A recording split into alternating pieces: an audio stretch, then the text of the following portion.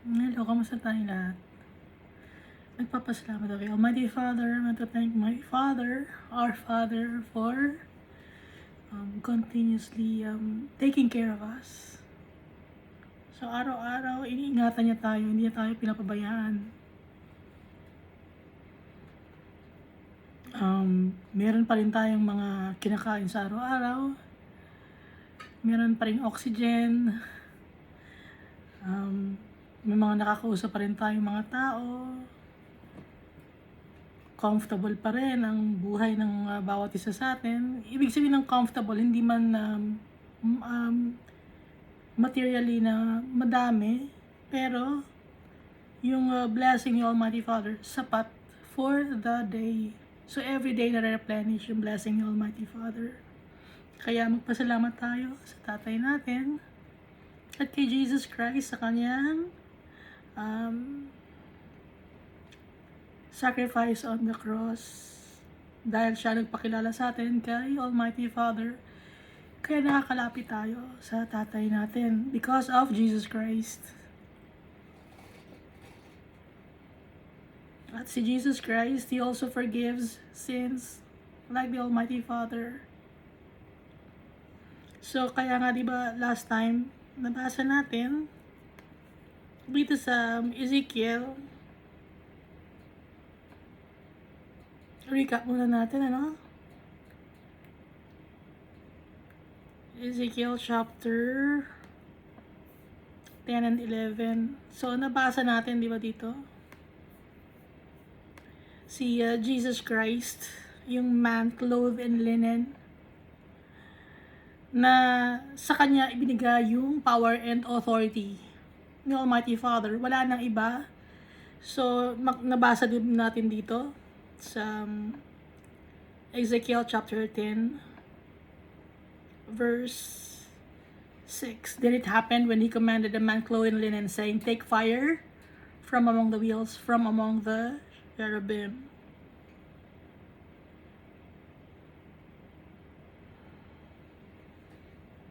So si Jesus lang nakakuha ng fire. Blessings ni Almighty Father. Kay Jesus lang binigay. Wala nang iba. So dito pinapakita yung power and authority ni Almighty Father. Ibinigay niya kay Jesus Christ. Pero wala pa siya syempre pangalan dito sa Book of Ezekiel. Pero in heaven may pangalan si Jesus Christ. Hindi Jesus Christ. Nung ipinanganak lang siya dito sa mundo, saka siya binigyan ng name na Jesus, no? Savior, Redeemer.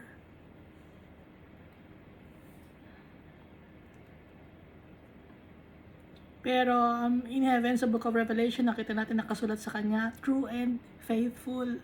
Kasi totoo siya at faithful, si Jesus Christ. Kasi minsan yung iba nagtatanong, paano mo nasabi na binigay kay Jesus ang power and authority?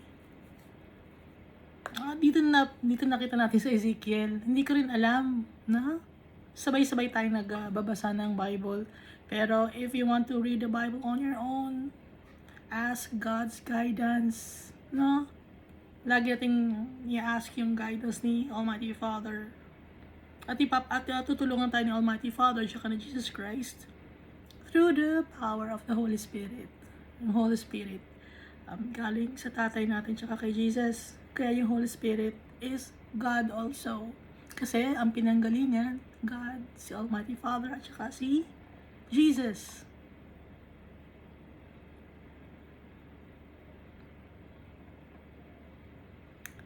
So yung cherubim or seraphim, yun yung katangian ni Almighty Father at servant din ni Almighty Father na naghahawak ng sila ang may wheel sa kanila, no, sa ilalim nila, sa bandang paan nila. Kaya sila nakaka-move around. Ito rin yung four living creatures sa Book of Revelation na kasama ni Almighty Father. So, yung 4 living creatures, at bawat 4 living creatures, bawat isang creature, meron siyang 4 faces. Face of a man, face of an ox, face of a lion, and face of an eagle. Tapos, punong-puno sila ng mata. Wala may tatago. Kita lahat ng kadumihan sa atin. Creation sila ni Almighty Father. Lahat ng creation ni Almighty Father, gaya natin, nagsisimbolize sa katangian ni Almighty Father. So tayo, image and likeness ni Almighty Father. At meron tayong free will.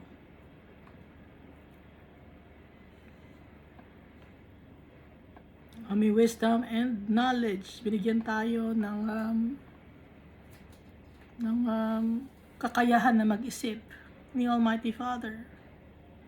At dominion sa kanyang mga creations. Dominion sa mga animals and plants on earth. Gaya ni Almighty Father, may dominion si Almighty Father sa lahat ng kanyang mga creations. Ang dominion, ang dominate lang natin ay yung mga nandito sa earth, na ang nagpangalan sa mga halaman at hayop ay si Adan.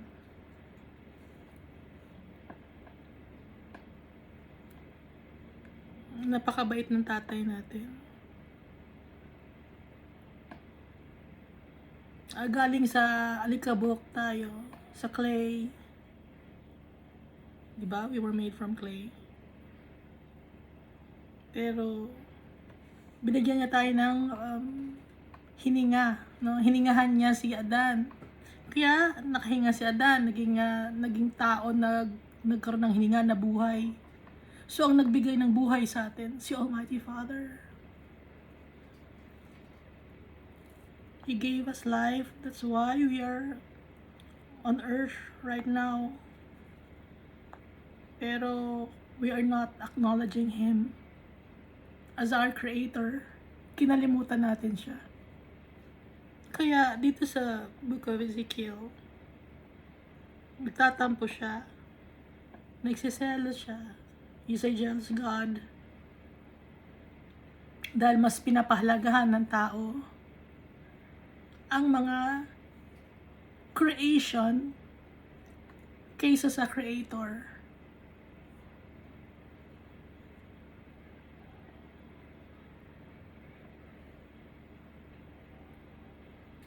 We denied God of what is due to Him. And that is our love and respect and honor na dapat bigay natin sa Kanya. But we neglected Him. We denied His existence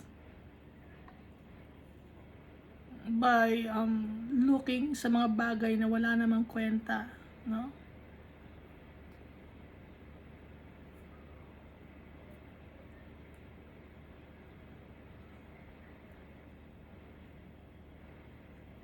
Kaya nagpapadala si Almighty Father ng mga prophets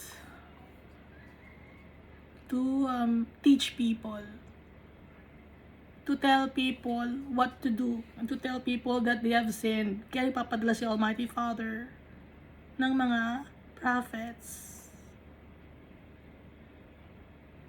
Gaya ni Ezekiel, ni Daniel, no? Isaiah, Samuel, at yung mga si Moses, no?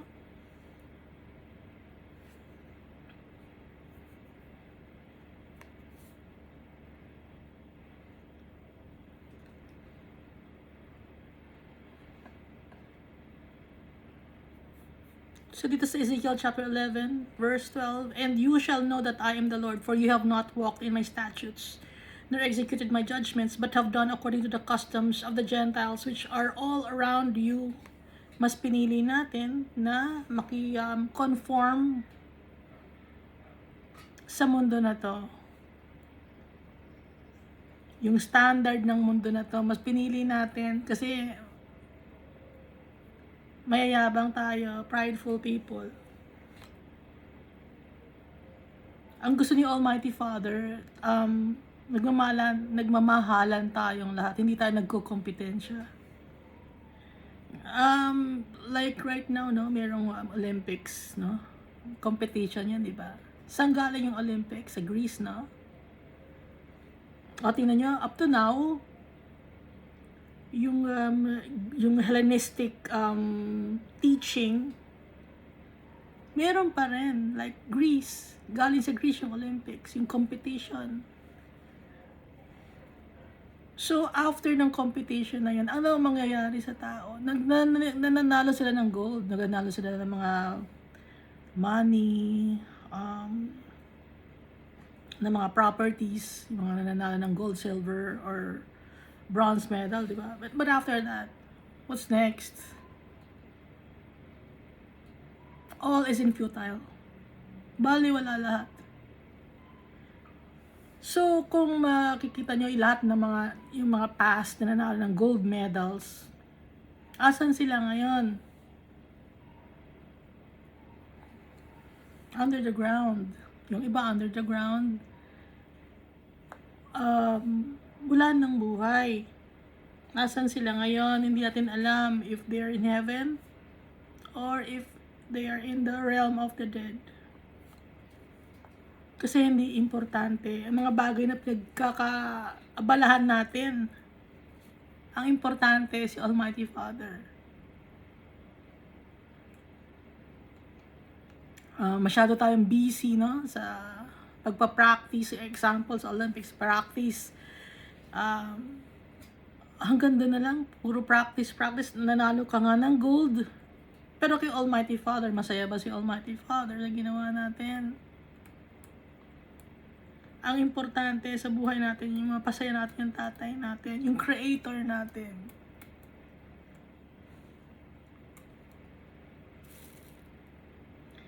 Ang importante, yung race ng buhay natin dito sa mundo. Dahil yung race ng buhay natin dito, yung binanggit ni Paul, no? Yung finish line, doon kay Almighty Father ang finish line. At lahat nagtutulungan to get to the finish line. To get the inheritance. Our inheritance. So lahat magtutulungan tayo as true followers of Christ. Sasabihin natin sa mga brethren natin kung ano yung gusto ni Almighty Father at kung ano yung ayaw niya.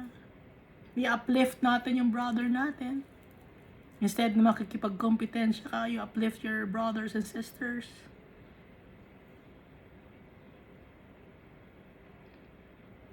Nang sa ganun, makita sa atin si Jesus. Na buhay si Jesus sa puso natin.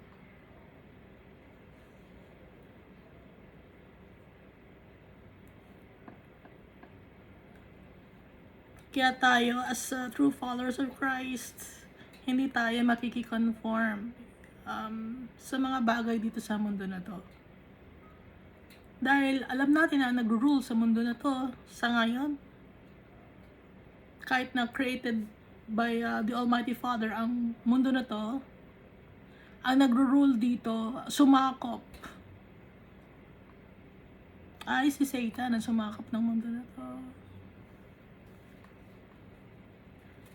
Kung nakita niyo yung opening ng Olympics, it was mocking God.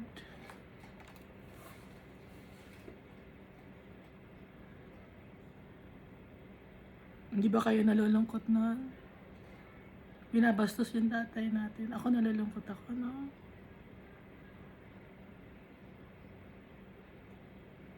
Lahat tayo tanggap ni Almighty Father. Pero matatanggap tayo ni Almighty Father kung lalapit tayo kay Jesus Christ. Kung lalapit tayo kay Jesus Christ, hingi tayo ng tawad kay Jesus Christ, ipepresent niya tayo kay Almighty Father. But, syempre, yung turo ni Jesus Christ, susundin natin. Kung talagang gusto nating sundan yung turo ni Jesus Christ, i-deny natin ang ating sarili. Yun ang turo ni Jesus Christ eh. Ganun ang ginawa ni Jesus Christ. Kahit si Jesus Christ, God siya. He came from heaven. Pero when he was in this world, he denied himself of a good life on earth. Mas pinili niya to focus his eyes to the Almighty Father, to focus on the works of the Almighty Father, to focus on the plan of the Almighty Father.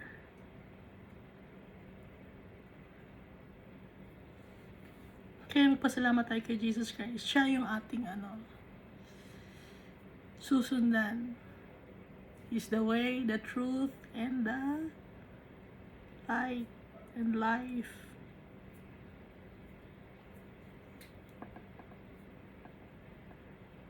Yung dinaanan niya. So, anong ginawa ni Jesus Christ? Lagi siya nagpe-pray. At lagi siya nag-share ng Word of God. Mahal niya yung mga tao. Pinapatawad niya yung mga tao. Very patient. Si Jesus Christ.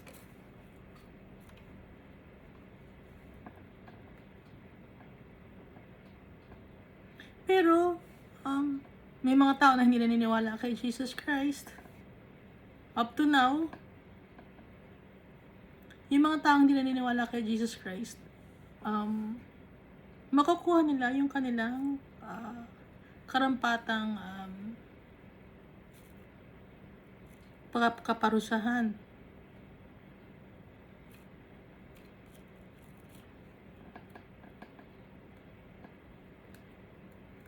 So tayo as Christians, hiwa-hiwalay tayo ng lugar, diba? Darating ang oras na i-gather tayo ni Almighty Father. I-gather niya tayo sa kanyang lugar. Hindi yung Israel na country kasi akala ng iba, Israel na country to, na maraming mga tao, mga Jews sa iba-ibang mga lugar, mag-uuwian sila ngayon sa Israel. Hindi yon na i-gather tayo ng mga true followers of Christ, ni Almighty Father. Aalagaan niya tayo. Yun ay yung sa end of times. I-gather niya tayong lahat. Pagsasama-samahan niya tayo kasi family tayo.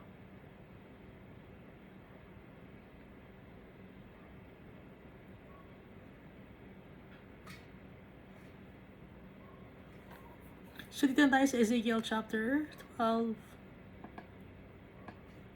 Now the word of the Lord came to me saying, Son of man, you dwell in the midst of a rebellious house, which has eyes to see but does not see, and ears to hear but does not hear, for they are a rebellious house. Inutusan ni Almighty Father si Ezekiel na tumira sa midst, no? Or makisama or doon magstay sa lugar ng mga tao na rebellious people. Yung mga rebellious people, meron silang mata pero hindi sila nakakakita. Meron silang tenga pero hindi sila nakakadinig. Ayaw nilang pakinggan yung katotohanan, ayaw nilang bukas yung mata nila sa katotohanan. Ngayon, may mga tao na nagsasabi na they are woke already. Yung mga nagsasabing woke already, ang dami nilang gender, alphabet gender sila, gender dysmorphia or dysphoria. Hindi yun ang totoong woke. Hindi yun ang totoong bukas ang mata. Kundi binubulag sila ni Satan sa katotohanan. Okay? Hindi yun ang totoong woke. Yung tumatanggap ng, yung gusto nila na tanggapin yung gender nila na non-binary, pansexual, intersexual, homosexuality,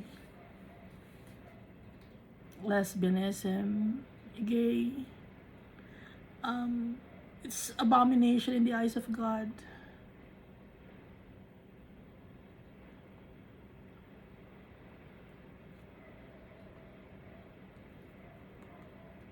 Ayaw ni Almighty Father. Kasi pag ganun, hindi mo dinedeny yung sarili mo. You're not denying yourself. You are focused on yourself, of your feelings. Doon ka nakafocus. Hindi ka nakafocus kay Almighty Father. Hindi ka nakafocus sa katotohanan. Kasi ang God created us male and female. Kaya lang naman tayo may gender is to propagate or to multiply. Yun ang reason kung bakit tayo may gender. Pero si Satan tinitwist yun. Dahil sa lust of the flesh. Tinitwist niya yun. So, nung time pa ni Sodom and Gomorrah, meron ng mga homosexuals. At kaya sinunog, sinira ni Almighty Father Sodom and Gomorrah. So ngayon, ang mga tao binibigyan pa niya ng time. Yung nangyari sa Sodom and Gomorrah na nakasulat sa Bible, example yon para sa atin, malaman natin na ayaw ni Almighty Father ng ganon. Pero patuloy pa rin ang tao. Sinasaktan natin yung tatay natin. Kasi nga, they are a rebellious house. Rebelde tayo. Inaayawan natin yung tama, yung righteous way of living. Inaayawan natin. Pag inaayawan natin yung righteous way of living, inaayawan din natin si Almighty Father.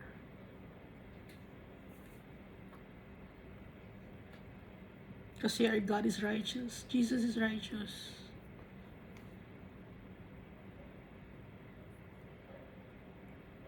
So verse 3, therefore, Son of Man, prepare your belongings for captivity, and go into captivity by day in their sight.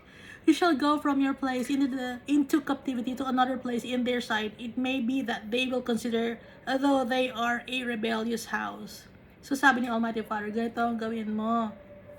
Maghanda ka ng iyong mga gamit for captivity, na prisoner ka. No? Ngayon, sa umaga, ipapakita mo sa kanila na prisoner ka. Pupunta ka sa isang lugar na prisoner ka.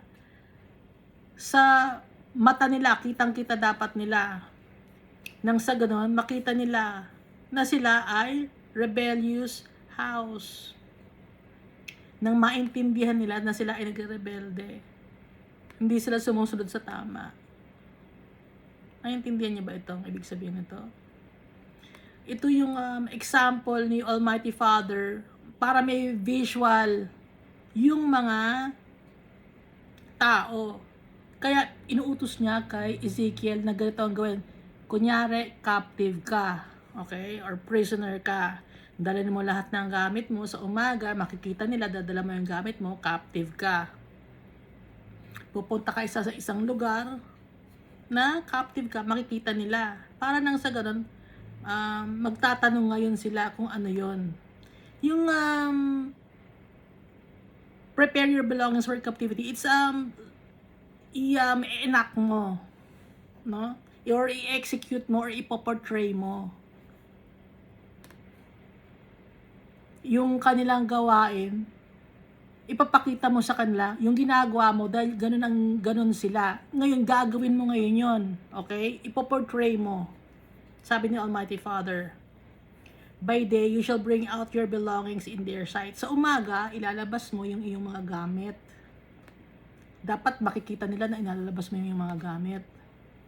As though going into captivity, na para kang prisoner or mag-exile ka. Dapat kita nila. And that evening, you shall go in their sight like those who go in captivity. At sa gabi ka ngayon, aalis. Sa umaga, ipe-prepare mo yung gamit mo. Okay? Na pupunta ka bilang isang prisoner or exile. At sa gabi, aalis ka na ngayon na mag-exile ka.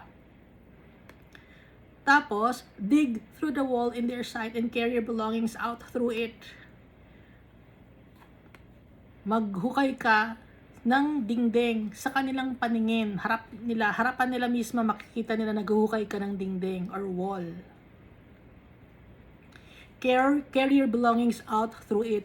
Yung dingding na binutas mo, dapat makita nila na nagbubutas ka. Ngayon, yung magkagamitan mo, ilabas mo doon sa dingding na binutas mo. Ilusot mo doon, ihulog mo doon sa kabilang wall or sa kabilang other side of the wall.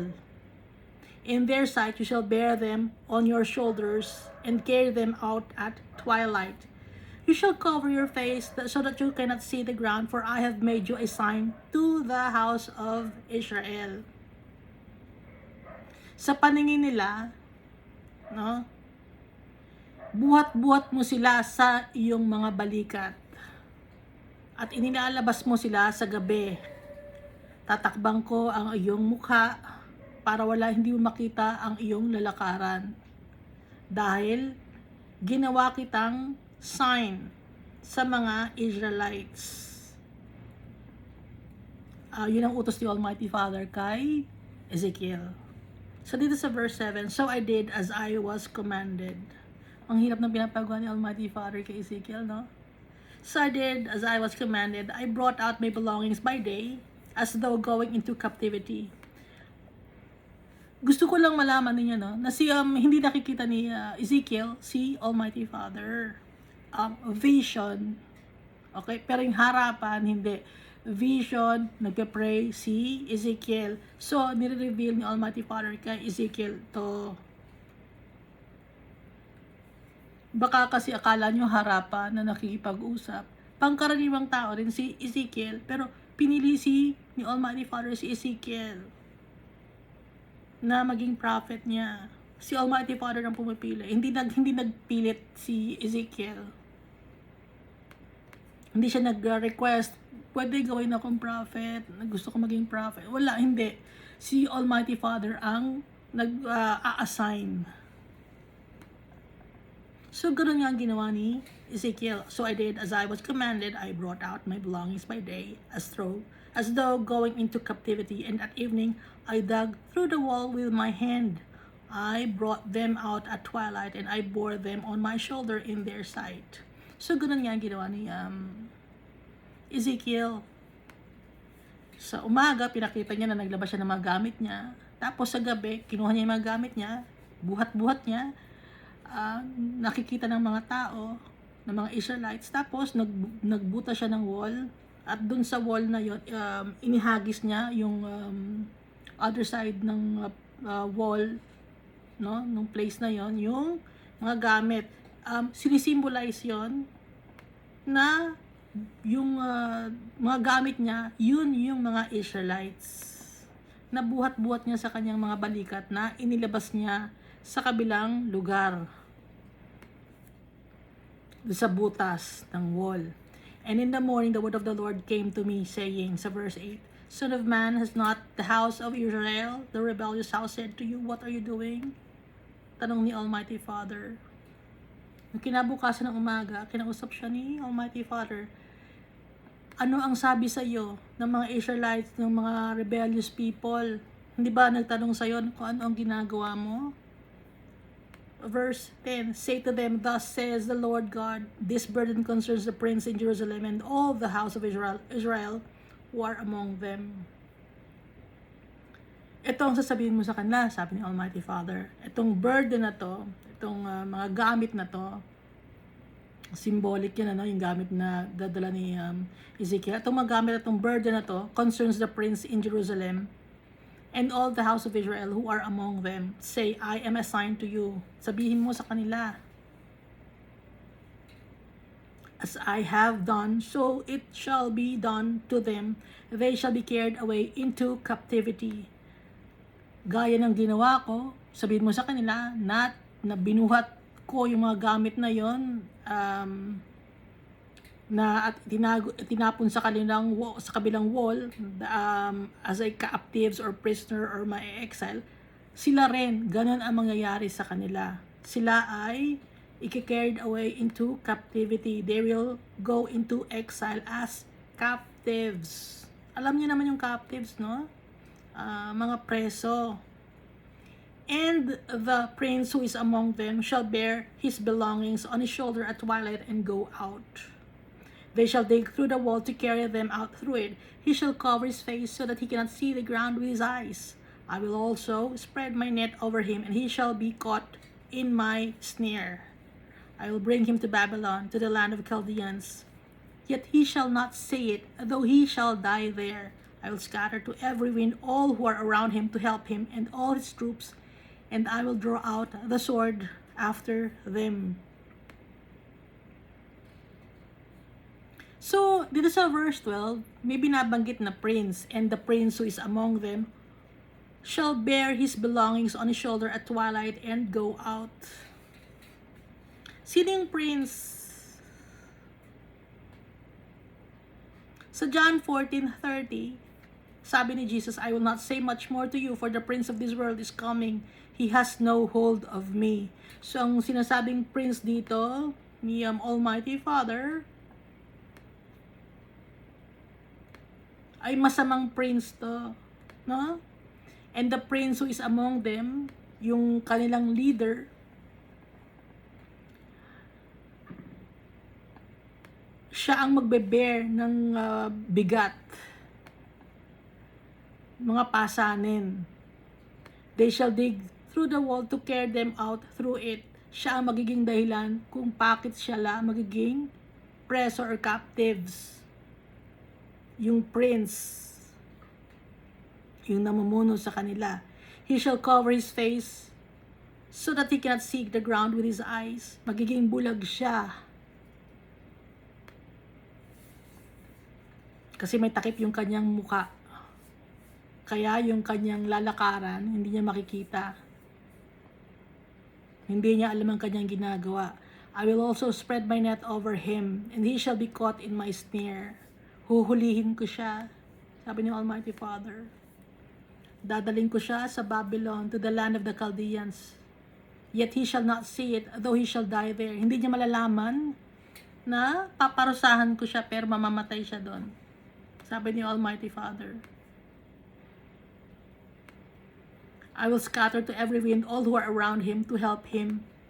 Pati na rin yung mga tao na tutulong sa kanya, ikakalat ko sa bawat sulok ng mundo.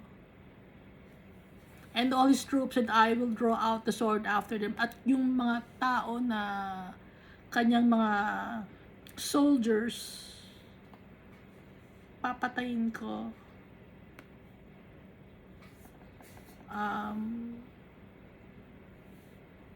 Ipe-pursue ko or huhulihin ko.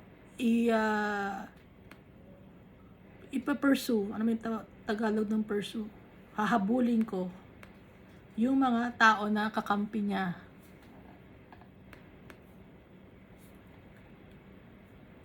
So, alam naman natin, and the prince who is coming, balikan natin verse 12, and the prince who is coming, itong prince na binabanggit dito ay salbahe ito. No? Kaya nga sila magpupunta sa, magiging captives sila, magiging, mag-e-exile sila dahil nga, ang leader nila ay salbahe, evil, itong prince na to. Kaya itong prince na to ay papatayin ni Almighty Father at pati na yung kanyang mga tagasunod at kanyang mga soldiers or staff or mga trabahante or magsusupport sa kanya. Galit si Almighty Father. Verse 15, Then they shall know that I am the Lord when I scatter them among the nations and disperse them throughout the countries. At nang sa ganon, malalaman nila na ako ang Diyos. Pag ikinalat ko sila sa buong mundo, sa iba-ibang mga lugar, iba-ibang mga bansa, ikakalat ko sila. Verse 16, but I will spare a few of their men from the sword. Pero meron akong hindi papatayin ng mga tao niya. I'll spare their men from the sword, from famine, and from pestilence. Hindi sila mamamatay sa famine, sa pestilence, or sa sword. That they may declare all their abominations among the Gentiles wherever they go. Then they shall know that I am the Lord. Sabi ni Almighty Father.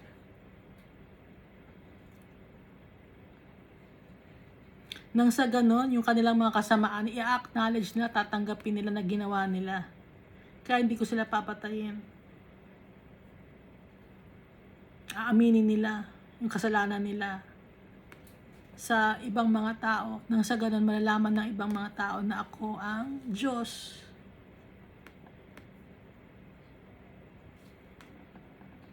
Nahirap magalit si Almighty Father, no?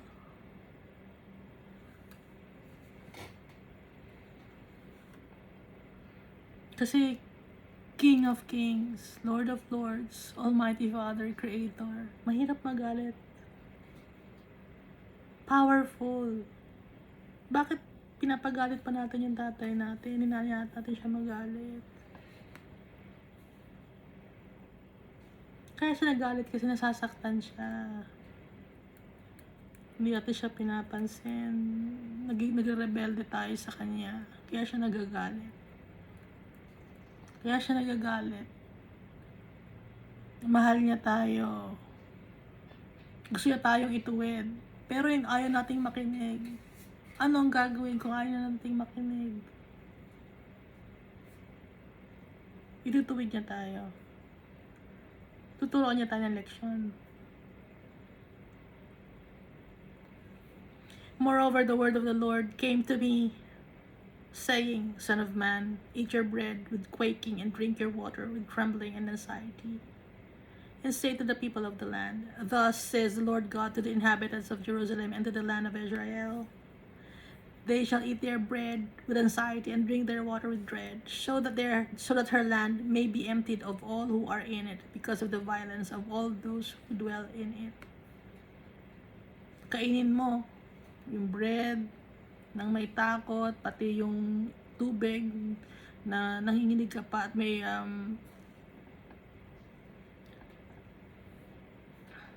in despair ka pa, namamroblema ka.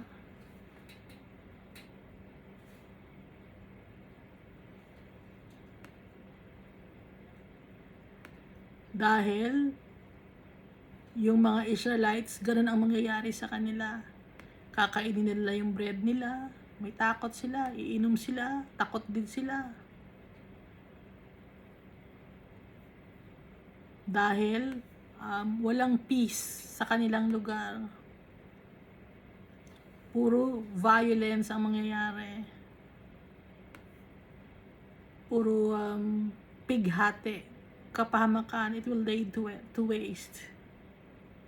Desolate land. Then the cities that are inhabited shall be laid to waste, and the land shall be desolate, and you shall know that I am the Lord.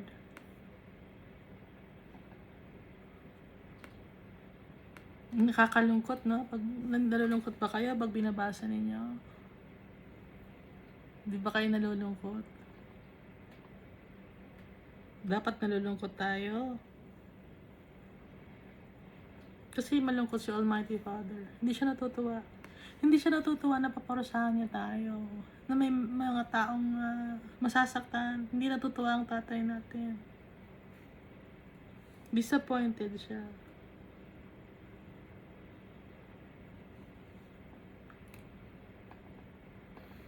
Dahil mas inuuna natin yung mga bagay na hindi importante.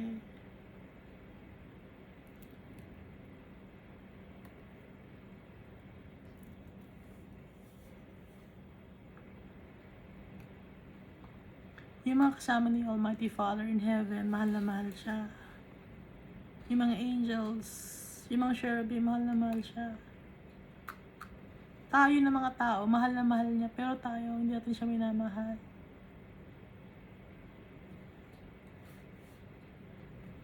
Kung sino pa yung nasa image and likeness ni Almighty Father, tayo pang hindi nagmamahal sa Kanya, tayo pang hindi rumirespeto sa Kanya.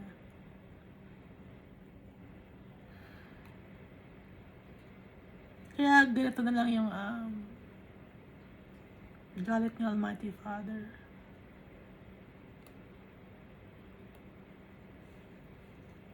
Ibinigay na niya sa atin ang lahat, pero hindi natin makita yung katotohanan. Nagbubulag-bulagan tayo, nagbibingi-bingihan tayo.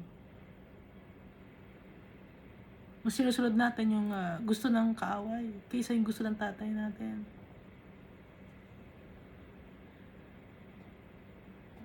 Mas gusto natin na binubulag tayo ng mundo na to.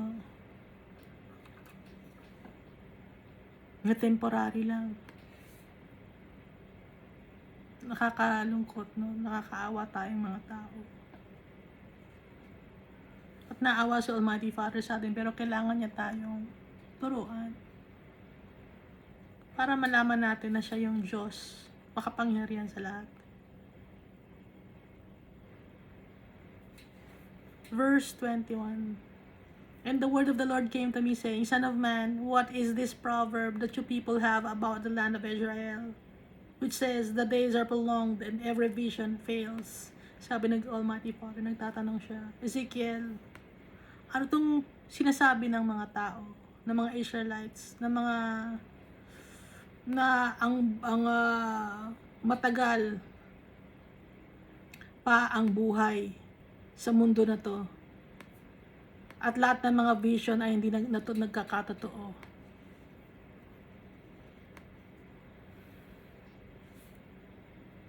Tanong ni Almighty Father kay Ezekiel. Tell them, therefore, thus says the Lord God, I will lay this proverb to rest. Sabihin mo sa mga tao na itong sinasabi nila, na the days are prolonged and every vision fails, hindi to mangyayari. They shall no more use it as a proverb in Israel. Yung the days are prolonged, hindi totoo to. Sabi ni Almighty Father, and every vision fails, hindi yan totoo, dahil iibahin ko yan. Ipapahinga ko ang ganyan na kasabihan. Dahil hindi magtatagal ang mundo na to. The days are prolonged and every vision fails, hindi yan totoo. Dahil iibahin ko yan, sabi ni Almighty Father. They shall no more use it as a proverb in Israel, but say to them, the days are at hand and the fulfillment of every vision. Ang sabihin mo sa kanila, malapit na ang oras at yung mga vision, magkakatotoo yun, malapit na.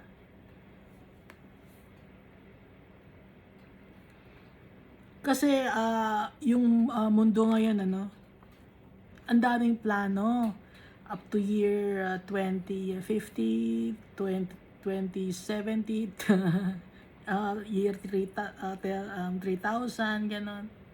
Hindi natin alam kung aabot pa yung mundo sa ganong edad. Dahil ang makakapagsabi lang si Almighty Father. At may katapusan, okay? Kaya nga sabi ni Almighty Father, I will lay this proverb to rest. They shall no more use it as a proverb. At sabihin mo sa kanila na malapit na ang araw na lahat ng mga vision ni Daniel, ni Israel, ni Isaiah, magkakatotoo. May mga vision pa kasi, or prophecy, na hindi pa nagkakatotoo. Gaya nitong kay Daniel, hindi pa kumpleto. At ito rin kay Ezekiel. For no more shall there be any false vision or flattering divination within the house of Israel. Wala nang magsasabi ng false vision, mga vision na mali or kasinungalingan. For I am the Lord, I speak, and the word which I speak will come to pass. It will no more be postponed. Sabi ni Almighty Father. Pag sinabi ko, at hindi na yun mapopostpone pa.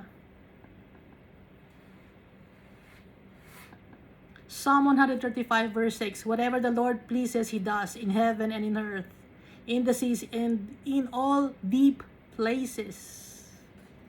Pag sinabi ni Almighty Father, sinabi niya, there will no more be, there's no more delay. For in your days, O rebellious house, I will say the word and perform it. Kung ano ang sinabi ko, gagawin ko. Sabi ni Almighty Father. Hindi na iiba ang salita ni Almighty Father. May isang salita si Almighty Father. Again, the word of the Lord came to me saying, Son of man, look, the house of Israel is saying, the vision that he sees is for many days from now, and he prophesies of times far off. Therefore say to them, Thus says the Lord God, none of my words will be postponed anymore, but the word which I speak will be done, says the Lord.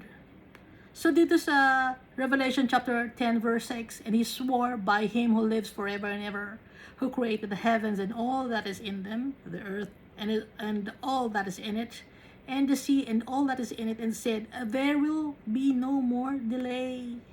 Hindi na madedelay. Si Almighty Father na mismo nagsabi, nandito sa Old Testament, no more delay. Kung ano sinabi ko, gagawin ko. Dito rin sa Book of Revelation. So nakikita niya na nagtutugma ang Old Testament tsaka ang New Testament. Dito tayo sa Ezekiel chapter 13. And the word of the Lord came to me saying, Son of man, prophesy against the prophets of Israel who prophesy, and say to those who prophesy out of their own heart, hear the word of the Lord. Ito ay tungkol sa prophecy. Maraming mga tao nagpa-prophesy. Gaya ng binanggit ko dati, merong isang school of prophecy, baka i-search nyo, meron. Ha? School, inaaral nila how to prophesy. Pero hindi mo maaaral yon kasi yung prophecy gift to ni Almighty Father. Hindi to sapilitan. Hindi pwedeng Lord, magpa-prophesy ako ganitong oras. Hindi ikaw magdidictate kung anong oras ang prophecy. Si Almighty Father nagdidictate kasi siya nagbibigay ng prophecy. Ganun kasi ang tao, prideful kasi ang tao. Pag sabi, prophet ako, binibigyan ng halaga ng mga tao. Ang daming tao ang gustong maging prophet. Hindi nila naiintindihan. Ang tingin kasi ng tao, pag nag-prophet ka, maraming pera ang darating sa'yo. Kung nakikita nyo sa internet, ang dami. Nakakalungkot, nalulungkot ako. Meron pang isang prophet, ganyan siya. Hindi ko gusto magsalita ng name, na magbanggit ng name. Kunyari, na kumakanta siya, tapos meron siyang tali, butas yung kisame, tapos hinihila siya ng mga tao, umaakyat siya. Parang, ano ba to? Comedy ba to? Ano ba to? For entertainment ba to? Hindi ganon.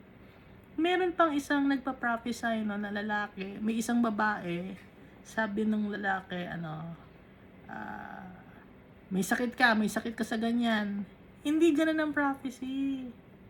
Sa ibang country, no? May sakit ka sa ganyan ang pangalan ng asawa mo. Hindi naman totoo. Nagsisinungaling lang. Hindi. Ganyan ang pangalan ng asawa mo. Nagsisinungaling ka. Pinipilit ng prophet na yun ang pangalan ng asawa niya or yun ang bilang ng anak niya. Hindi naman totoo. Sabi ng babae, hindi. Hindi. Nagsisinungaling ka. Comedy. Nanloloko. Ngayon, kaya sila nanloloko because of tithes. Kaya nga kung ang isang tithes ay bagay na ikaka-stumble ng mga tao, huwag ka nang maghihingi ng tithes. Huwag ka maghihingi ng tithes. Kasi hindi yun ang utos si Jesus Christ. No? Gusto niyo ba ulitin natin yung mga tithes? Ha? Ang high priest, si Jesus Christ. Kaya nagbibigay ng tithes for the high priest. Walang lupa ang mga Levites. Sila ang high priest. Kaya, sila ang binibigyan ng tithes, yung mga Levites. Ngayon, yung mga leader ninyo, a Christian denomination, halos lahat, naghihingi kayo ng tithes, di ba? pag naghingi kayo ng tithes, dapat wala kayong pag-aari na lupain. So, bakit naghingi kayo ng tithes? Meron kayong ari-arian. Kasi ang mga Levites, wala silang lupa kaya sila nagkakaroon ng tithes. Ibinigay ni Almighty Father ang kanyang parte para sa mga Levites dahil walang parte ang mga Levites na lupa. Ngayon, kung ang leader ninyo may lupa, bakit maghingi ng tithes? Kung ang organization ninyo may lupa, bakit maghingi ng tithes? At ang high priest natin, si Jesus Christ, ang gusto ni Jesus Christ, deny ourselves, take up our cross and follow Him. Yun ang tithes. Giving our all, not only 10%, but our all. Our whole being. Yun. No? Hindi na naiintindihan ng mga tao. Kasi ang tingin ng tao is pera-pera lang. Okay?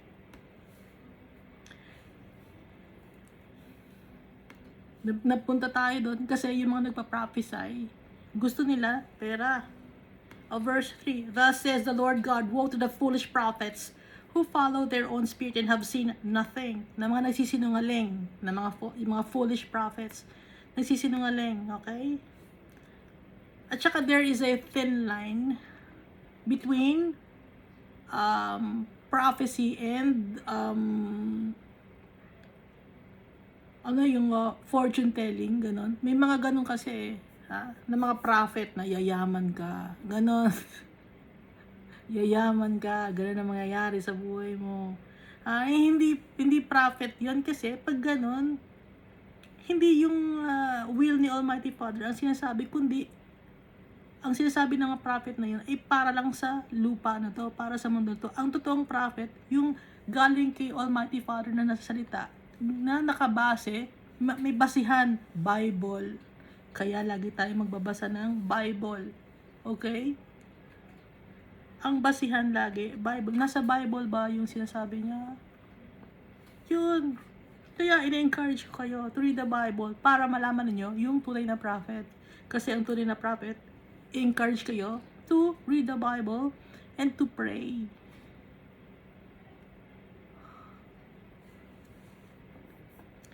Nakita ba niyo si Ezekiel naghihingi ng tithes dito? Naghihingi ng kung ano-ano? Wala Kasi mahal siya ni Almighty Father. Si Almighty Father nagpo-provide sa kanya lahat. Ituloy natin O Israel, your prophets are like foxes in the desert. Ano yung foxes? Cunning. Mga magagaling mag-isip ng kalokohan. You have not gone up into the gaps to build a wall for the house of Israel to stand in battle on the day of the Lord. Hindi stable. Yung mga false prophets, may mga loopholes sa kanilang mga sinasabi. Hindi nakabase sa word of God. Yun, mga false prophets yun. Pag may mga false prophets na sasabihin na puksain sila, Lord, ipadala nyo ang kanilang false prophet na yun, no? Alam nyo na, no? May mga loopholes, tsaka yung foundation nila ng kanilang faith kay Almighty Father is manipis lang.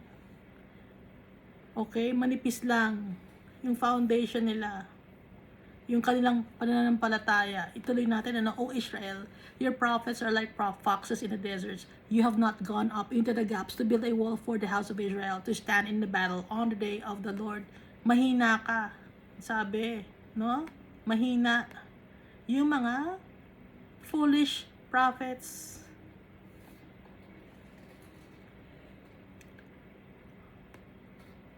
Sa battle, mahina ka.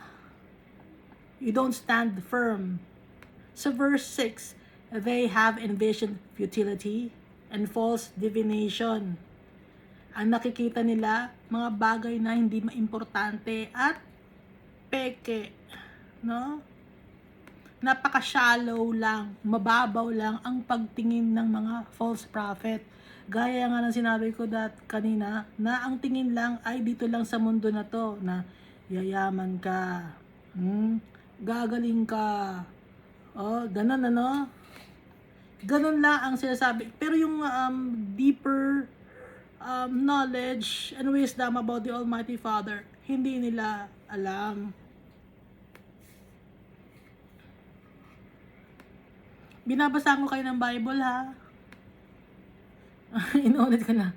Binabasa ko kayo ng Bible. Ito yung sinasabi ni Almighty Father sa Bible. Hindi ko salita to, ha? They have envisioned futility and false divination, saying, "Thus says the Lord," but the Lord has not sent them. Yet they hope that the word may be confirmed. Hindi sila padala ni Almighty Father, pero umaasa sila na yung mga binabanggit nila ng mga bagay ay mangyayari.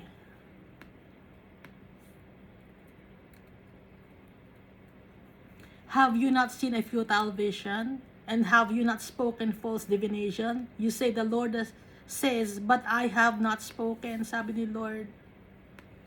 Nakakita ka na ba ng futile vision na baliwala, na mababaw, na hindi importante? At yung mga sinasabi mo, peke. Sinasabi mo na si Lord ang nagsabi or si Almighty Father nagsabi, pero hindi naman ako nagsasalita, sabi ni Almighty Father. So verse 8, therefore, thus says the Lord God, because you have spoken nonsense and envisioned lies, therefore I am indeed against you.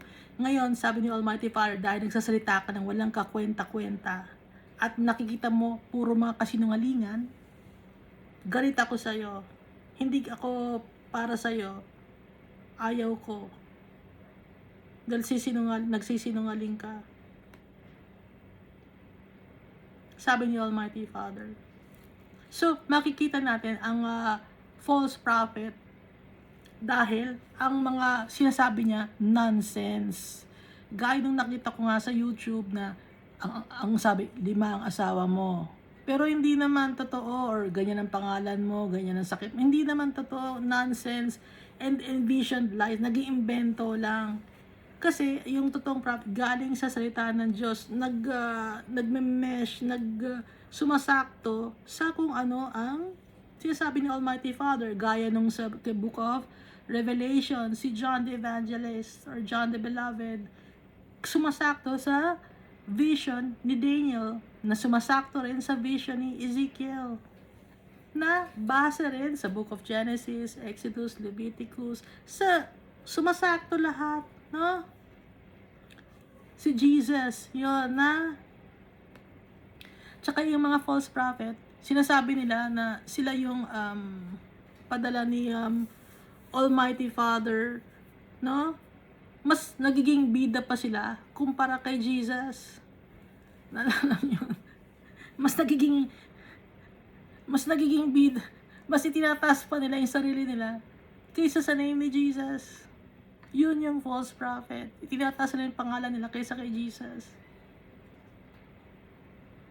Meron kulto, no? Mas itinataas nila yung pangalan nila, ng leader ang pangalan nila kaysa kay Jesus. Mas sinasamba nila yung leader nila kaysa kay Jesus. Natatawa ako kasi yung leader nila, comedy, no? Hindi nagbabasa ng Bible. Kaya natatawa ako. Hindi nila sinasabi nila si Jesus ay prophet, pero mas sinasamba nila, mas pag nagba-birthday yung leader nila, sineselebrate nila. Pag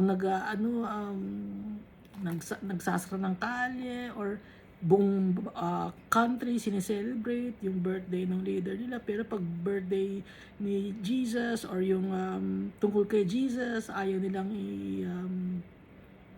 palawakin yung salita ng Diyos, yung salita about kay Jesus, no? Yun, false prophet yun. Yung kanila ay cult. Meron pa ako nabasa, no? Yung laging sinasabi na siya yung padala ni Almighty Father. Ganun ang mga cult. FLDS. Ang daming asawa. Hindi ganun ang turo ni Almighty Father tsaka ni Jesus. So, kaya, yung pinaka-clue doon sa malalaman mo kung false prophet o hindi, yung sinasabi ba ng tao na to ay nakabase sa Bible? Kasi kung hindi nakabase sa Bible, false prophet yon. Kung may sarili siyang katuruan na hindi naman angkop sa Bible, false prophet yon. Okay? Kung meron siyang sariling katuruan na isang lugar lang sila, pare-pareho sila ng lahi, pare-pareho sila ng pinanggalingan, sila lang, no? False ano yun, prophet yun or kulto yun, ha? Alam niyo na, na tumingin. Gusto niyo bang i-point out ko pa sa inyo kung sino?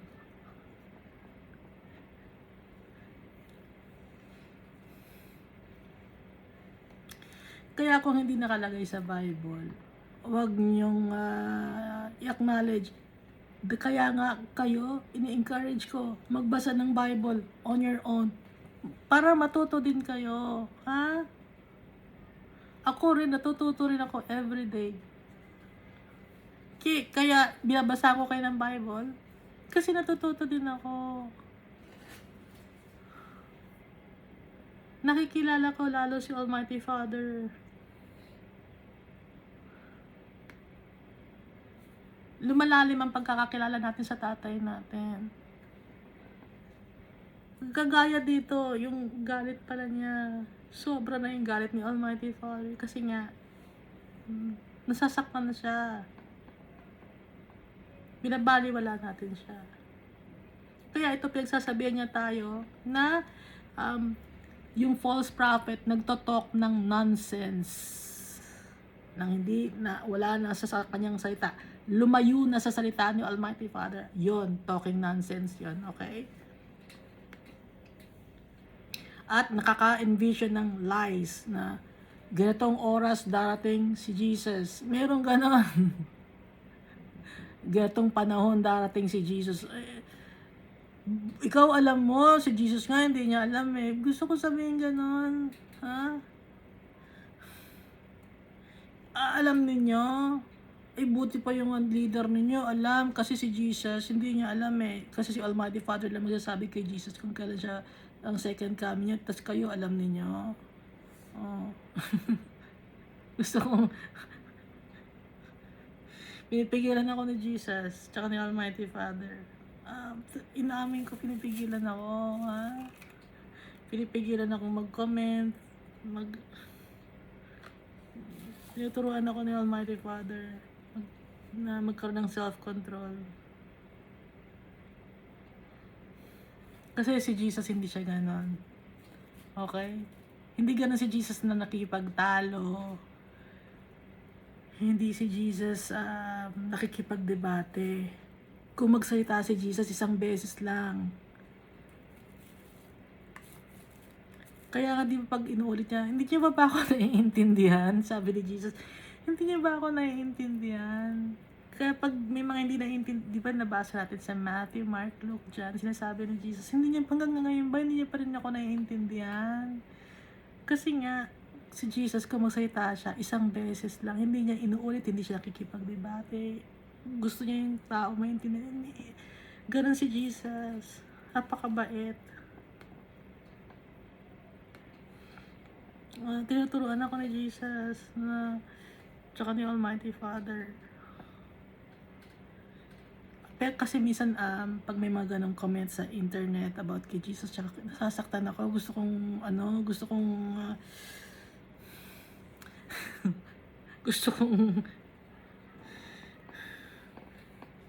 gusto kong mag-comment, no? Gusto kong anuhin. Pero hindi, ayaw ni Almighty Father, ayaw ni Jesus. Ayaw niya.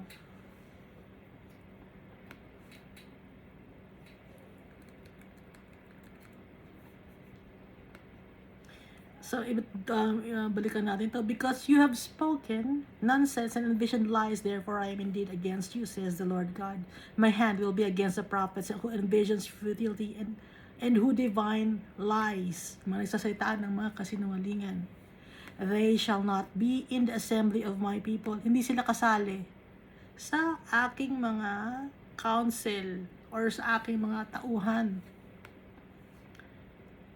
Nor be written in the record of the house of Israel. At wala silang record. Yung name nila, wala sa record ng house of Israel. Wala sila sa Lamb's Book of Life. Dahil nga ang sinasabi na ay puro kasinungalingan at nag-iimbento sila. Nor shall they enter into the land of Israel. At hindi sila makakapasok. Ano ba yung enter into the land of Israel? So, ang land of Israel, na sinasabi ni Jesus and ni Almighty Father, ay ang heaven. Hindi sila makakapunta sa heaven. Then you shall know that I am the Lord your God.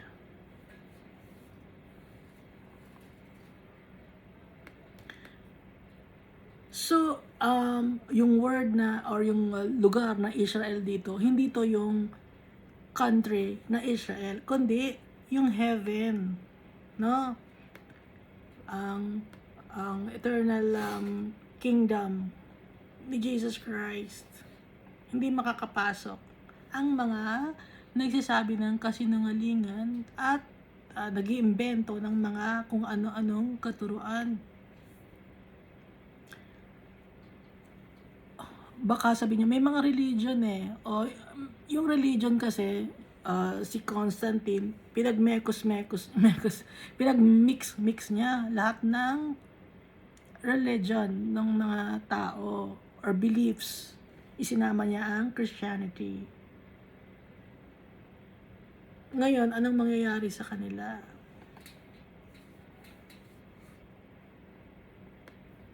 Kasi meron din silang prophet doon, no? May prophecy rin sila. Pero wala naman sa Bible. Kaya dapat lagi tayong titingin sa Bible. Ngayon, kung wala sa Bible, anong sabi? They shall not be in the assembly of my people, nor be written in the record of the house of Israel, nor shall they enter into the land of Israel. Then you shall know that I am the Lord God. Maliwanag na maliwanag dito. Kaya, please, I encourage you to read the Bible. Hindi yung pamphlet ng leaders ninyo, ng denomination ninyo. Hindi yon. Hindi yung mga libro na binibili ninyo. Hindi. Wag yon. Dumiretso tayo sa source. Ang source, ang Bible, salita ni Almighty Father. This is the source. Yung manual ng buhay natin. Binigay ni Almighty Father for us to learn about Him. The Bible. The Word of the Lord. The living Word of God.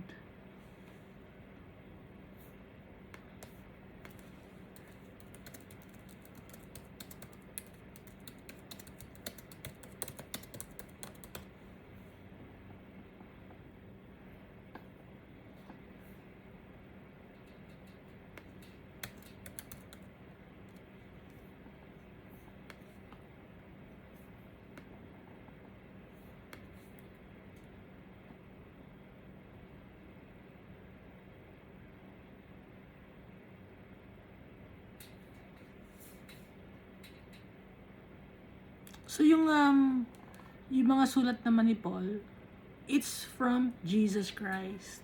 Okay? Yung mga sulat ni Paul, it came directly from Jesus Christ. Asan nga ba yung verse na yon? Hinahanap ko.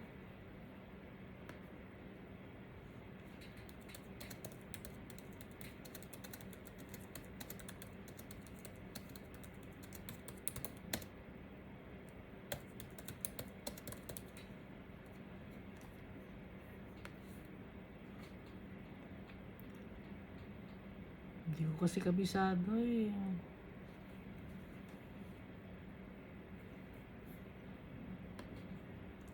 Kakakita ko lang kanina.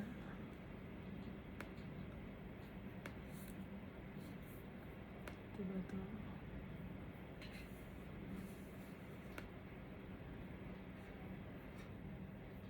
Galatians.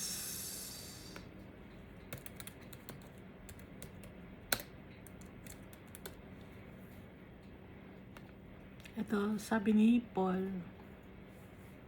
Kasi, kilala naman natin si Paul, di ba? Through his teachings. Through his writings. Ngayon, yung mga sinulat niya, sabi sa Galatians chapter 1 verse 12, I did not receive it from any man, nor was I taught it. Rather, I received it by revelation from Jesus Christ. Yung mga sinusulat ni Paul, it came from Jesus Christ Himself. Tapos, ano ang sabi ni Jesus Christ? Sa John chapter 7 verse 60.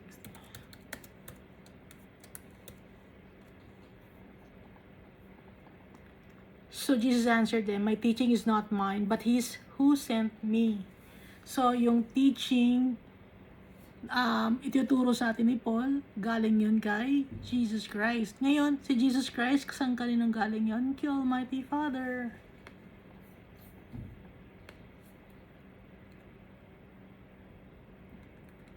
Kaya itong Bible, importante to dahil galing to kay Almighty Father.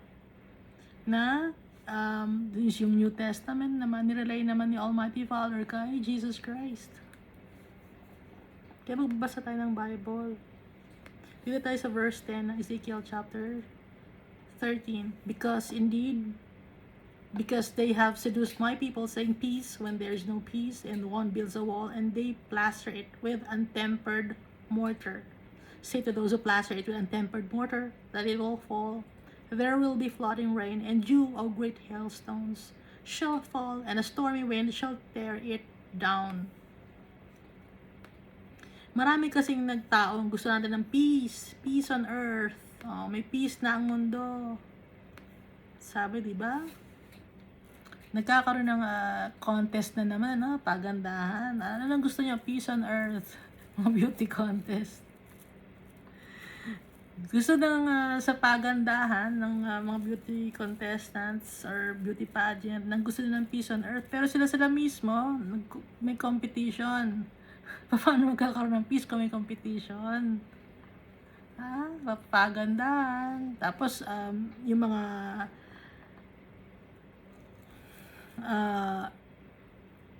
mga babae, no, may mga nakahilera na ng mga DOM doon. May mga matatanda na doon. Nakakita nila yung mga beauty contestant, mga babae na magaganda na mga bata. Yung mga DOM naman, naka-standby na, mamimili na sila. May kilala akong ganon. So, paano magkakaroon ng peace? Tapos, sa beauty contest pa, di ba nag-aaway-away nga yung mga tao doon? Tapos, yung mga beauty contestant naman na yun, papatol naman sa mga DOM, sa mga matatanda na mayayaman. Tapos, yung mga matatanda na mayayaman na yun, may mga asawa naman. Ay, hihiwalayan naman yung kanilang mga asawa para pamatol sa beauty contestant. So, paano magkakaroon ng peace? Wala talagang peace. Tapos, iba-ibang mga religion, nagsama-sama para magkaroon daw ng peace. Hindi niya may sasama si Almighty Father doon, ano? Kayo-kayo na lang ng mga religion ninyo, magsama-sama. Si Almighty Father, hindi sasama doon. Kasi, Diyos siya. Si Almighty Father, Diyos siya. Creator. Hindi mo pwedeng isama si Jesus Christ, si Almighty Father, sa isang religion na magsasama-sama kayong lahat na religion. It's abomination. Ayaw ni Almighty Father. Kadumihan yan. Bakit may sasama si Almighty Father doon? Kaya walang peace on earth. Kaya nakalagay dito, because they have seduced my people, saying peace when there is no peace. And one builds a wall and they plaster it with untempered mortar. Kunyari, may maganda yung wall, may plaster, pero yung wall naman na yun, flimsy. Material lang ang ginamit. Peke lang. Say to those who plaster it with untempered mortar that it will fall. That there will be flooding rain and dew of great hailstones shall fall, and a stormy wind shall tear it down. Matatanggal yung flimsy material na inilagay nyo na kunyari may peace. Dahil peke yung peace na sinasabi ninyo. Sabi ni Almighty Father. Dahil walang peace. Hanggat may kasalanan ng mundo, nagkakaroon ng kasalanan ng mundo, may walang peace. Hanggang prideful ang mga tao, away-away ang mga tao, walang peace. Never magkakaroon ng peace. Dahil ang Prince of Peace lang ang magkakapagbigay ng peace sa atin. Sino yung Prince of Peace? Si Jesus Christ. Kung i-acknowledge natin si Jesus Christ, siya ang maghahari sa atin. Pero yung mundo na to, ayaw nilang i-acknowledge Jesus Christ. Verse 11, I say to those who plaster it with untempered mortar that it will fall. There will be flooding rain, and dew of great hailstones shall fall.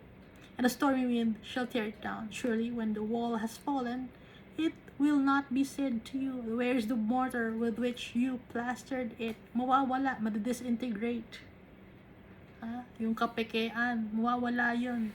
Magkakaalaman kung may peace nga ang mundo o hindi. Dahil walang peace ang mundo. Hanggat hindi si Almighty Father, hanggat hindi si Jesus Christ ang nagre-reign sa mundo na to.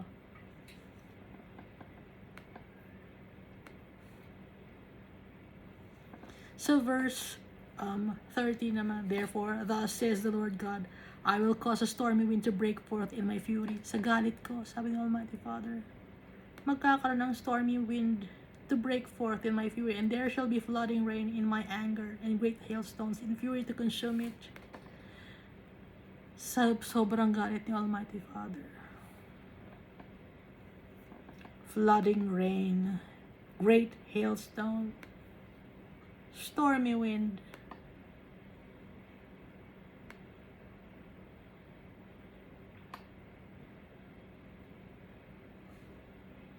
Verse 14, so I will break down the wall you have plastered with untempered mortar, and bring it down to the ground, so that its foundation will be uncovered, and it will fall, and you shall be consumed in the midst of it. Then you shall know that I am the Lord.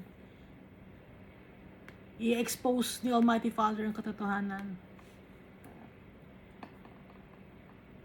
para malaman ng mga tao na siya ang Diyos. Dahil ayaw natin kilalanin Ayaw kilalanin ng mundo na to na si Almighty Father and Diyos. Verse 15. Thus will I accomplish my wrath on the wall, and on those who have plastered it with untempered mortar. And I will say to you, the wall is no more, nor those who plastered it, and that is the prophets of Israel, who prophesy concerning Jerusalem, and who see visions of peace for her, when there is no peace. Tatapusin ko ang aking galit, gagawin ko yun, sabi ni Almighty Father. Yung naglagay ng peke na wall, na kunyari may peace, na maganda ang mundo, mawawala yun. At yung mga prophets, nagpa-prophesy concerning Jerusalem, yung mga peke na prophets na yon, na nagsasabi na may peace, malalaman nila na walang peace, na sila ay nanloloko lang, sabi ni Almighty Father. Ito pa, verse 17, likewise, Son of man, set your face against the daughters of your people, who prophesy out of their own heart, prophesy against them. Ito naman, sa verse 17, sa daughters of your people, yung mga nagpa-prophesy, mga gumagamit or gumagawa ng divination. Nagpa-prophesy sila dahil yung out of their own heart, not but it didn't came from the Almighty Father, but out of their own heart lang. Prophesy against them and say, thus says the Lord, woe to the women who sew magic charms on their sleeves and make veils for the heads of people of every height to hunt souls. Will you hunt the souls of my people and keep yourselves alive? Sabi ni Almighty Father. Ito yung mga babae na gumagawa ng charms. Gumagawa ng, alam niyo ba yung mga charms? Di ba pag may mga bata, naglalagay kayo ng mga kung ano nung damit, sinasabit sa mga bata, mga amulets, incantations, chants. Ito yun, ano? And say, thus says the Lord, woe to the women who sew magic charms on their sleeves and make veils for the heads of people of every height to hunt souls. Verbal charms, mga magic, yung mga nire-recite na mga chant, incantation, spells. Galit si Almighty Father. Ayaw ni Almighty Father. Kadumihan. And will you profane me among my people for handfuls of barley and for pieces of bread, killing people who should not die, and keeping people alive who should not live, by your lying to my people who listen to lies? yung sinusumpa nyo. Sinusumpa nyo ang mga tao. Nagpapabayad kayo, sinusumpa nyo ang mga tao. Na kunyari, vision nyo na ganon ang mangyayari sa tao. Nakakaintindihan ba? Binabastos nyo ako, sabi ni Almighty Father, para lang sa kakarampot na pagkain. Pinapatay nyo ang mga tao na hindi naman dapat mamatay. Isinusumpa nyo, no? At yung mga tao naman na dapat namang na makasalanan, yun naman ang binubuhay ninyo at naniniwala sa inyong kasinungalingan.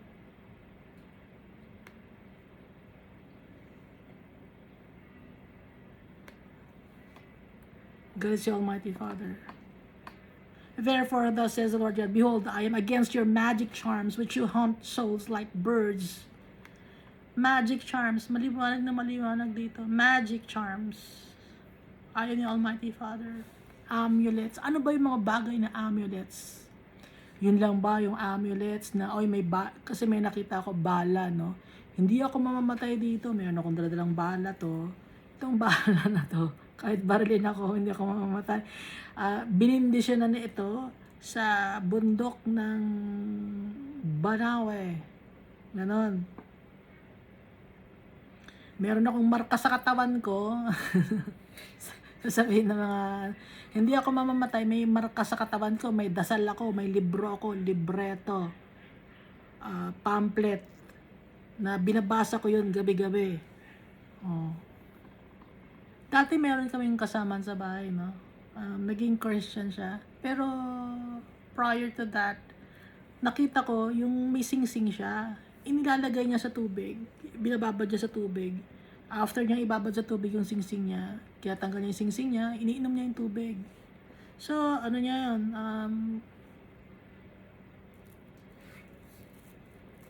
Kasinungalingan ni Satan yun. Naging Christian siya. She was delivered from that bondage of sin. Bondage yun eh. Yung naniniwala ka sa mga amulets, ganon.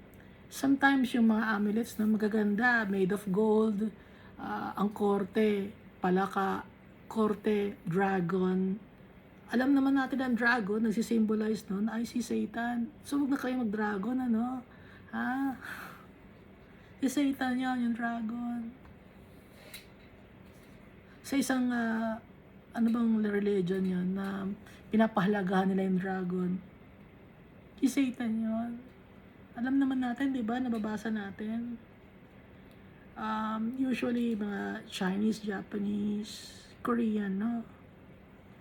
Yun ang kanilang importante sa kanila. May mga dragon sila sa bahay. Meron silang mga salamin. No? Iba namang religion, baka sabihin nyo, bakit ako din nakafocus? Yung nakasabit sa katawan mo, hindi, kailangan nakasabit sa katawan ko to para protektahan ako. Bakit? Pag wala bang ikaw nakasabit sa katawan, hindi ka mapoprotektahan ni Almighty Father? Pag wala ba yun, anong mangyari sa'yo? Anong malita ko, no? Yung ate ko, may yakap-yakap na kahoy. May yakap-yakap na kahoy na korteng babae. Hindi ko naman may yakap-yakap na kahoy yung ate ko. Nung bata ako. Yun ang niyayakap niya kasi natakot siya. Yakap-yakap niya yun. Kahoy na babae na may moon sa ulo. Alam niyo na siguro kung sino yun. Kung kunyari sino yon. So, isa yon sa mga charms, amulets, no? Bakit natin nasasabi? Pinapabendisyonan pa. Nabendisyonan, nalagyan na ng tubig yan. No? Ano? Hindi ko maintindihan eh. Bakit ganon? Walang inuutos si Almighty Father na ganon. Wala sa Bible. Ha? Wala sa Bible yun. Gusto mong sundin si Almighty Father? Tanggalin mo yun. Hindi yon ang kailangan ni Almighty Father. Hindi tayo masisave. Masisave tayo sa ating faith in Jesus Christ. So, ito ay mga charms, graven image din to, ha? Tsaka yung mga maliliit na libro na ulit-ulitin mong basahin, ulit-ulitin mo, chant yon.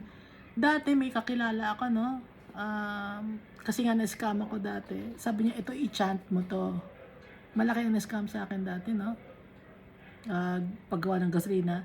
Nilapitan ko siya. Malaki ang posisyon niya sa isang korporasyon. Para swertehin ka, sabi niya, i-chant mo to. Binigyan niya ako ng listahan. I-chant ko daw. Or lagi kong sasabihin yung word na yun. Hindi ko naman naiintindihan yung word na yun. Pero hindi ko ginawa. Ayoko. Hindi, saswertehin ka dyan. Yayaman ka dyan. Ayoko. Magtitiwala ako sa Diyos ko, kay Almighty Father, kay Jesus Christ. Dahil hindi lang naman ang kayamanan sa mundo na to ang makakapagpasaya sa atin. Ang tunay na makakapagpasaya sa atin, yung true riches, ang ating inheritance, si Almighty Father, si Jesus Christ. Hindi yung mundo na to. Kasi karamihan ng religion, nakafocus dito sa mundo na to. Denomination, Christian denomination, nakafocus sa mundo na to. Sometimes yung mga Christian leaders, motivational speakers sila. No? Alam niyo ba yung motivational speakers? Minamotivate ka lang. Yayaman ka, God loves you, ganon. Oh, God loves us all. Lagi. Hindi niya tayo pababayaan. Pero puro positive ang sinasabi. Bakit hindi sabihin yung mga tungkol sa kasalanan? Dahil ito, kaya nasa Bible, na nagagalit si Almighty Father para ipaalam sa atin na nagagalit siya. Para malaman natin na Diyos siya. Para malaman natin na makapangyarihan siya. Kaya bakit hindi natin sasabihin yung galit ni Almighty Father? Bakit natin tinatago?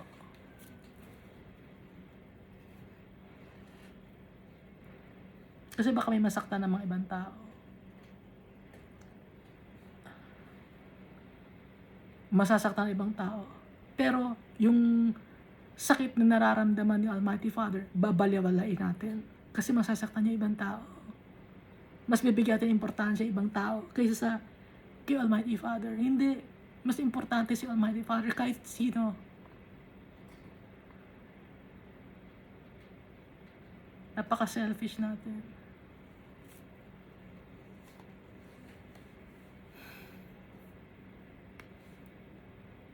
Kaya ngayon, yung galit ng Almighty Father, binabasa natin. Hindi lang to puro pagmamahal ni Almighty Father. Mahal na mahal niya tayo. Pero dahil sa pagmamahal niya, nagagalit din siya. Kaya babasahin natin.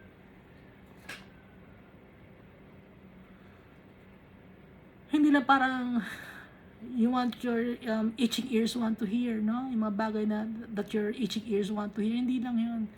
Babasahin natin. Sound doctrine. Dahil naiintindihan natin si Almighty Father kung bakit siya nagagalit. Kung bakit magkakaroon ng end of times. Kailangan ni Almighty Father to avenge Himself and also to avenge those people who trust Him.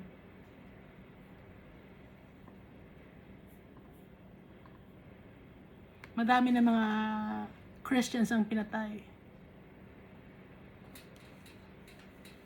Ang inalipusta.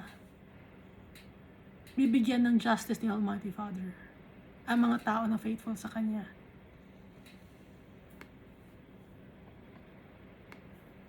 Kaya, kahit ano pang incantation ang gawin ninyo, chants, spells, nire-recite nyo mga formula para sa ikakayaman ninyo, hinakot nyo na lahat yung pampaswerte.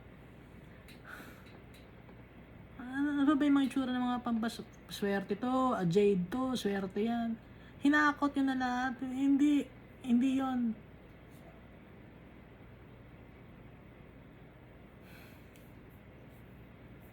Abomination kay Almighty Father yan. Karumal-dumal. Kaya ang sabi nga ni Almighty, tatanggalin ko lahat ng veil, ng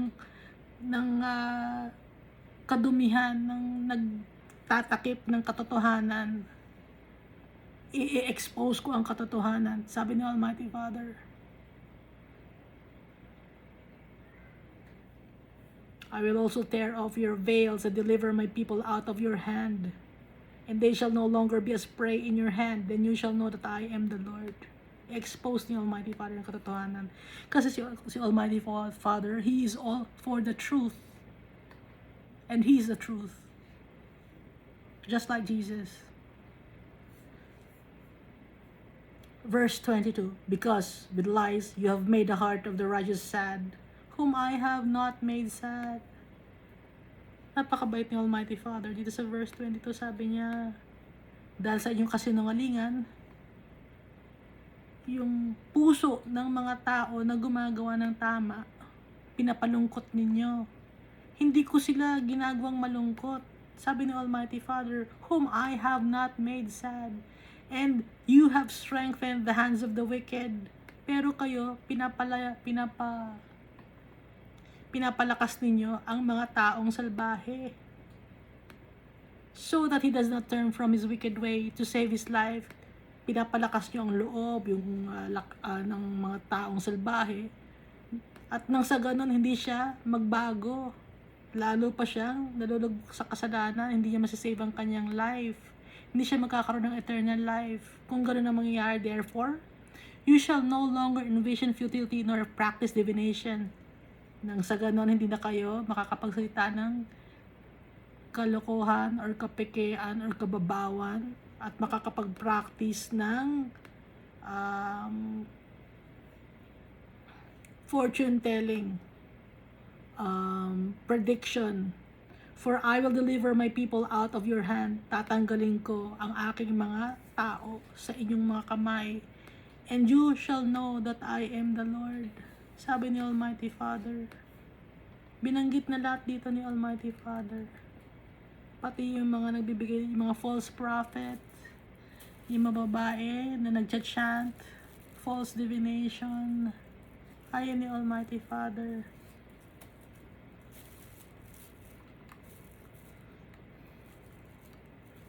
Kaya basahin natin ang Bible. Nalalaman natin, nakikilala natin yung tatay natin. Sobra tayong mahal, oh. Ayaw niyang malungkot tayo. Hindi ko pinapalungkot yung mga tao na righteous. Sabi ni Almighty Father, I have not made sad those whose heart is righteous.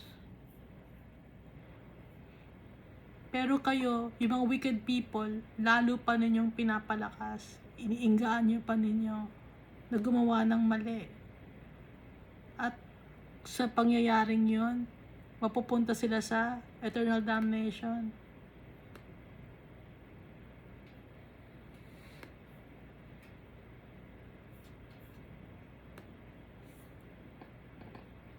Walang makakaalam ng future, kundi si Almighty Father lang.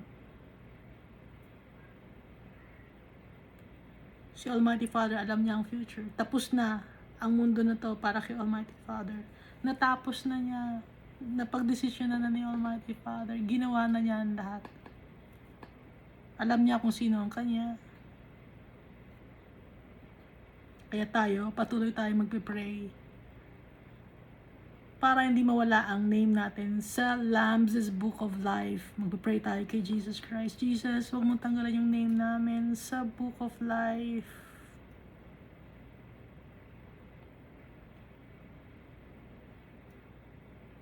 Para hindi mawala yung name natin sa Book of Life. Trust in Jesus. If we don't trust Jesus, we will die in our sins.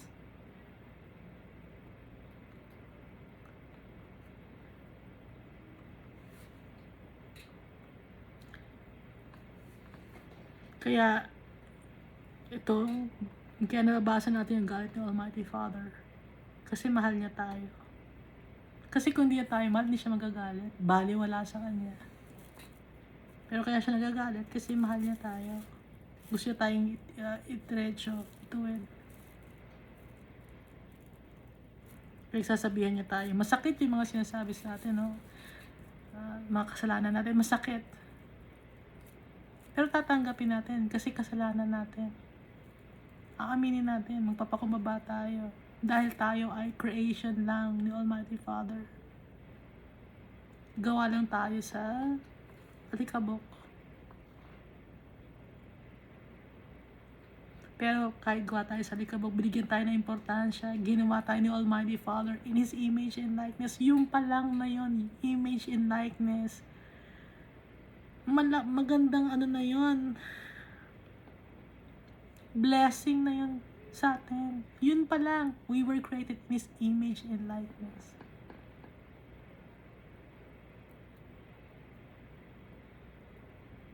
Kaya dapat yung puso natin, puso din parang kay Jesus. Puso din para kay Almighty Father. Thank you, and God loves us all so much.